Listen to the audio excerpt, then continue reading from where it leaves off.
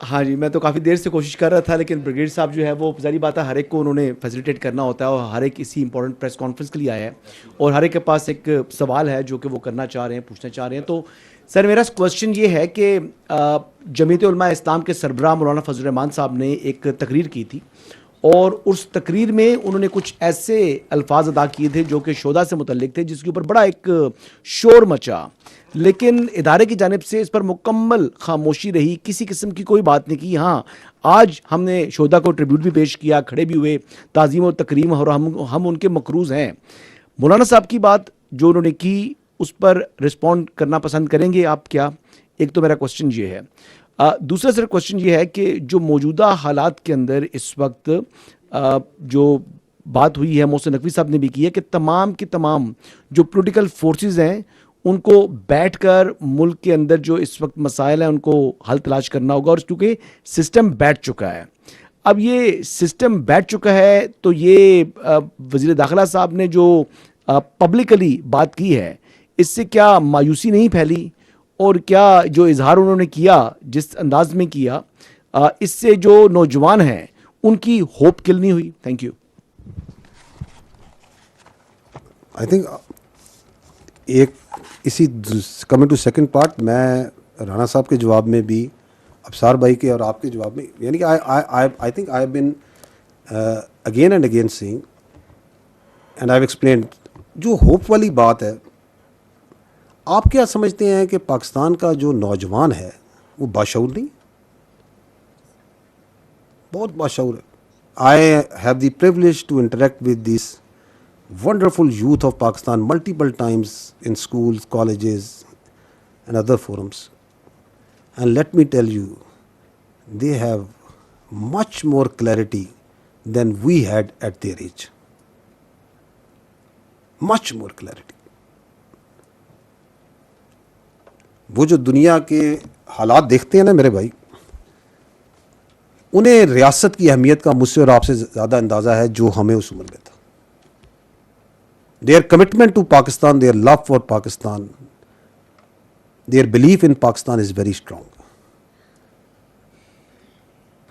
And they understand, I think, because they are out and they have 50, 70 years ahead of them of life, कि what challenges they are facing personally in life and this country is facing. And their desire for a better change and a better future is much more stronger. So if someone is saying, and we are now openly discussing that yes, there is a need of change, तो I think मायूसी नहीं कहेंगे वो, perhaps I think कहेंगे देर आयद दुरुस्त आयद, ठीक है ना? Because they also, उनका स्टेक, मेरे भाई, उनके पास जिंदगी ज़्यादा है, उनके पास दहाइयाँ ज़्यादा हैं, और इसी मुल्क के नीचे उन्हें पता, उन्हें वो गाजा को नहीं देख रहे, उन्हें पता है रियासत क्या होती है, रियासत की जगह रियासत, उन्हें पता है पाकिस्तान के अलावा ना उनकी पहचान है, ना इज्जत है, ना औकात है। मैं हमेशा कहता हूँ मुझसे ज़्यादा जानते, मैं जब भी इंटरेक्ट करता हूँ, एक चीज़, there are multiple things that move you once you meet them, कि what great youth we have, what clear headed youth we have. तो ये उनकी रिक्वायरमेंट है मेरे भाई, ये उम्मीद कम नहीं हुई, ये उनकी हौसले कम नहीं हुए। उन्होंने कहा okay, so there is a thought that is going on, there is a process that is going on, there is a requirement. अब उसका तरीका जो सा है वो आइन और कानून और अवाम, और then they are the biggest stakeholders. अगर पॉपुलेशन वाइज भी देखा जाए तो सबसे बड़ा स्टेक होल्डर वही है ना। विल ऑफ द पीपल की बात की जाए तो विल ऑफ द पीपल का सबसे बड़ा कंपोनेंट तो वही है। तो हम तो यही कह रहे हैं, विल ऑफ द पीपल ले ले तो यूथ बता देंगे आपको व्हाट डू दे वांट। आपने पहला सवाल क्या किया था? अच्छा देखिए, ये जो बातचीत है ना अपना शहीदों के बारे में जो की गई, जो उन्होंने की, आई थिंक कि वो डेप्लोरेबल है और डिफ़िकल्ट टू अंडरस्टैंड है, जैसे हम कहेंगे ना नाकाबिले फ़हम है। उसकी वजह ये है कि जो शहादत है ना और शहीद, वो पाकिस्तान की अफवाज की रीढ़ की हड्डी है, बैकबोन, वेरी वेरी इंपॉर्टेंट। इसके अराउंड जोन सा है ना, पूरी हमारी फ़ौज का फ़लसफ़ा शहादत के पीछे आपकी फ़ौज, आपकी आर्मी, एयरफोर्स, नेवी खड़ी है, आपकी पुलिस खड़ी है. So if you talk so lightly and so easily and so loosely about this, तो I would say कि ये नाकाबिले फ़हम. और फिर उस तकरार को आप आगे ले जाके उसमें कारगिल की बात करते हैं, तो जो आपके बहादुर बच्चे उधर जाके वतन का दिफा करते शहीद हुए, जिन वो बातचीत करते हैं कि डेड बॉडीज़ की उन्होंने बात की, उनके जस्ते खाकी की बात की, तो वो दिलेर जवान तो उधर शहीद हुए थे, उनकी दिलेरी को क्या बात. दे न्यू विलिंगली कि वो अपनी जान जो उनसी किस खतरे में डाल रहे हैं. तो उनकी शहादत के बारे में आप ये बात करें और आप वो बात करें जो कि हिंदुस्तान के जिस बयानिए को चलाना चाह रहे हैं. It's a little difficult to understand why would this be said. Important is, I think more important is for the people of Pakistan to understand, क्योंकि ये बात हुई है कि we in the armed forces, we give the most precious thing that we have, that is our right of life, for the right of life of the whole nation.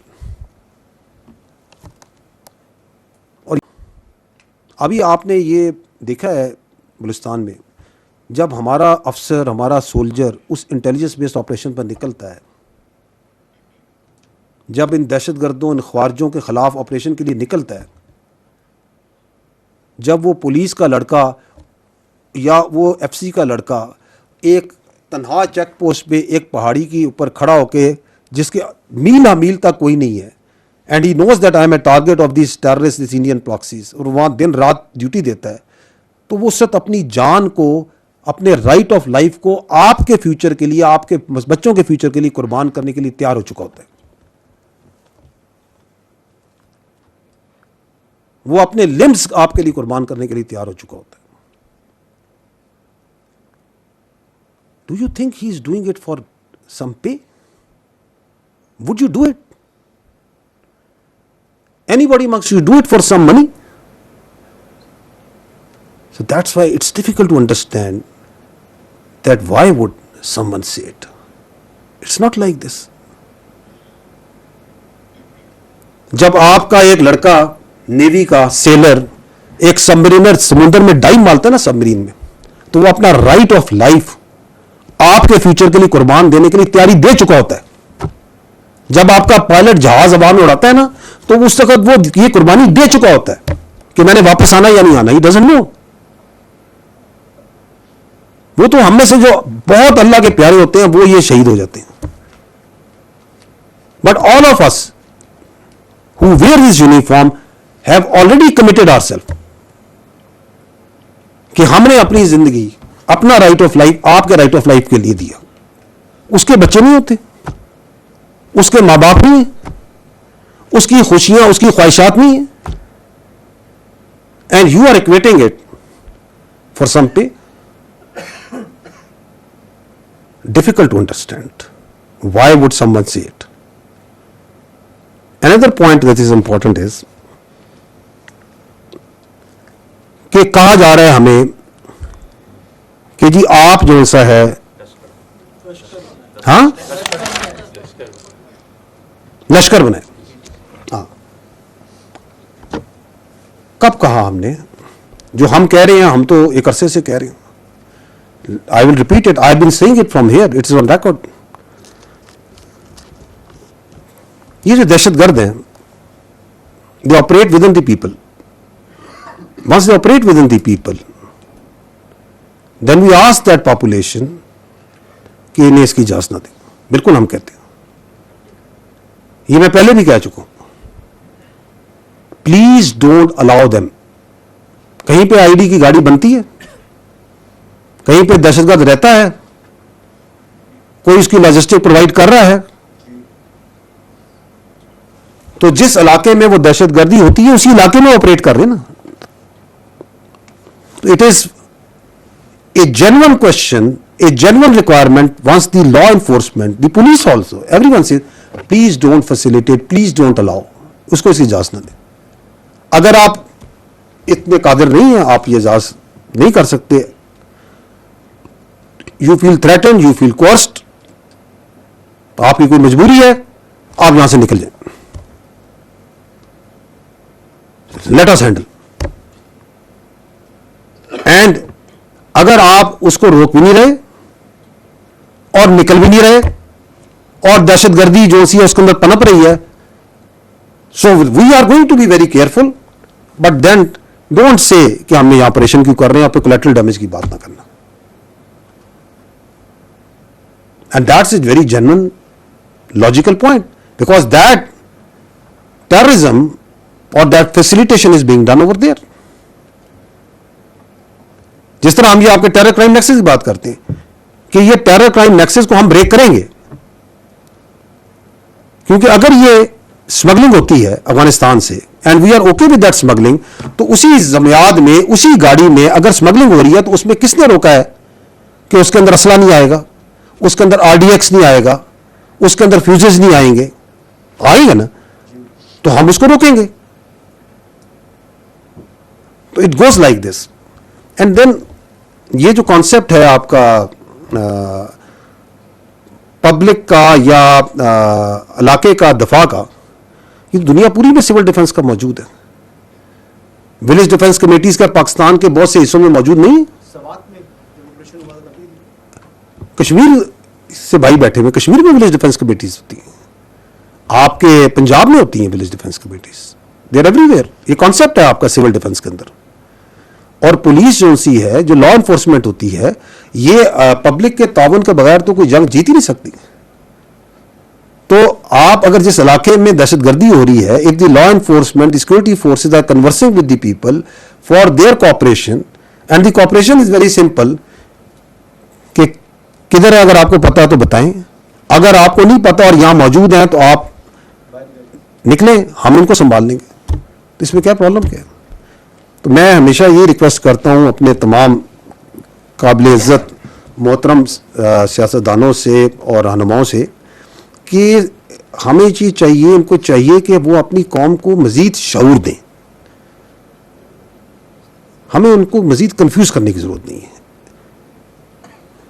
Thank you.